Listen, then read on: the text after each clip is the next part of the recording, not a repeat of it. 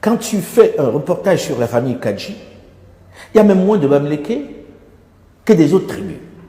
Parce que les enfants se sont mélangés. Parce que tout le monde s'est mélangé.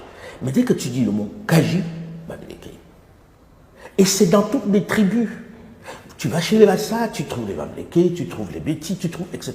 Quand tu poses la question, tu te dis, mais une fois qu'on est mélangé tel qu'on est, qu'est-ce qui empêche aux gens d'ouvrir les yeux pour dire, notre problème n'est pas un problème tribal, c'est un problème de gouvernance. Et la gouvernance, elle est mauvaise. Ce n'est un secret pour personne. Je me rappelle, je ne sais pas qui avait dit ça, qui disait il y a deux tribus au Cameroun, en fait. La tribu de ceux qui mangent et celle de ceux qui ne mangent pas. Voilà, c'est tout. C'est tout, c'est la vérité. Je vais dire, Jules, j'y comprends rien. Il y a un monsieur qui a été ministre de la République, et pas n'importe lequel, qui s'est battu pour ce pays-là. Chacun se souvient de ce qu'il a fait pour récupérer Bakassi, que les Nigérians étaient en train de récupérer.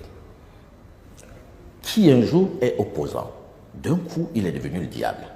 Mais puisque j'en parle, on m'a dit, tiens, il défend son frère Bamileke, Maurice Kamto, que je suis kamtiste. Donc, je n'ai plus le droit d'en parler.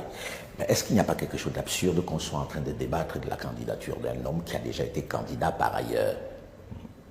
Qu'est-ce qui fait qu'on soit toujours dans des trucs loufoques? J'ai écouté distraitement les débats à la télévision avec des grands professeurs de droit et on s'est dit, si c'est ça les professeurs de droit, on ferait mieux de garder nos enfants à la maison.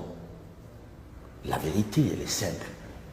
Jules, sans être camptiste ou anti-camptiste ou ce qu'on veut, qu'est-ce qui fait qu'on ne soit pas en train d'aller aux élections avec un candidat de l'opposition qui a déjà été candidat et qui n'a pas été si mauvais que cela?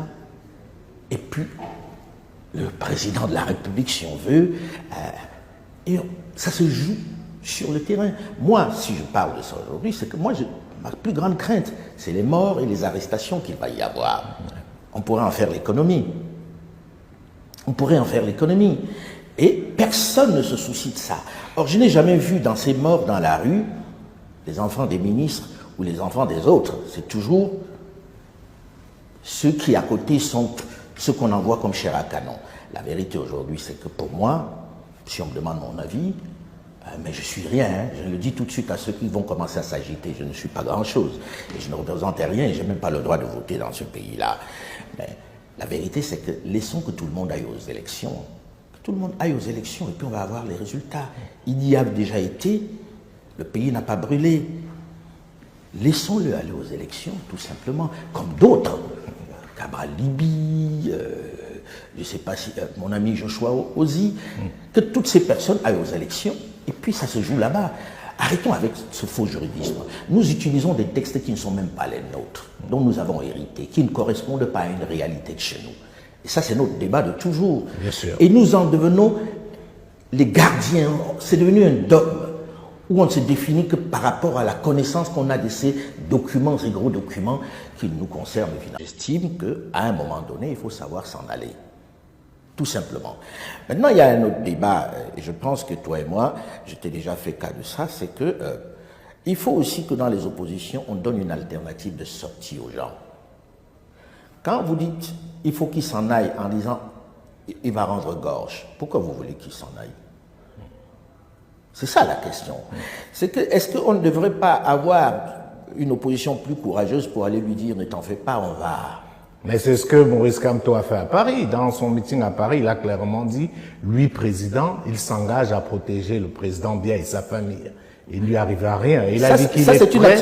Je n'étais pas au courant, mais... Si, il a j'étais pas au courant, mais ça, c'est une attitude très belle. Ça fait réagir au Cameroun, notamment le ministre Grégoire Ona qui a réagi en disant que le président Biya n'avait pas besoin. Mais Maurice Kamto, lors de son meeting à Paris, a insisté là-dessus, en disant qu'il est prêt même à avoir certains de ses militants à dos, mais pour lui, le président Biya et sa famille doivent être protégés et il prend l'engagement. Oui, non, je pense qu'il faut promettre ça aux dirigeants aux affaires. Parce que quand tu regardes dans la plupart de nos pays, la crainte de ces dirigeants, c'est l'après. Et ça se termine toujours au tribunal, ça se termine toujours avec la prison, etc. Avec l'exil. Avec l'exil aussi. Parfois pour certains, pour les plus voilà, chanceux. avec l'exil. Alors que quand vous êtes aux affaires, vous vous dites, si c'est pour aller en prison, mais je vais me battre jusqu'à mon dernier souffle. C'est humain. C'est humain. personne n'a envie de dire je fais ça pour aller en prison après. Donc vous vous accrochez au fauteuil. J'espère que ce n'est pas ce qui fait que le président Biya reste encore là. Mais ce ne sont que des suppositions. Moi, j'aime bien parler des choses sur lesquelles j'ai prise. Là, ce que je souhaite, moi, c'est que tout le monde puisse se présenter et que s'il veut se présenter, qu'il se présente et que les Camerounais puissent juger par eux-mêmes. Voilà. En espérant qu'on aura une élection transparente. Parce voilà, que ça c'est un autre débat. C'est un autre débat. Les élections transparentes au Cameroun, comme dans beaucoup de pays subsahariens, encore que ce n'est pas que les pays subsahariens, puisqu'on voit comment ça se passe aussi dans certaines grandes nations aujourd'hui. La bataille est la bataille du système, mais j'espère qu'on va en parler, la bataille du système qui est d'avoir on va dire des règles qu'on a héritées des autres et que nous ne maîtrisons pas toujours et où on est devenu plus royaliste que le roi.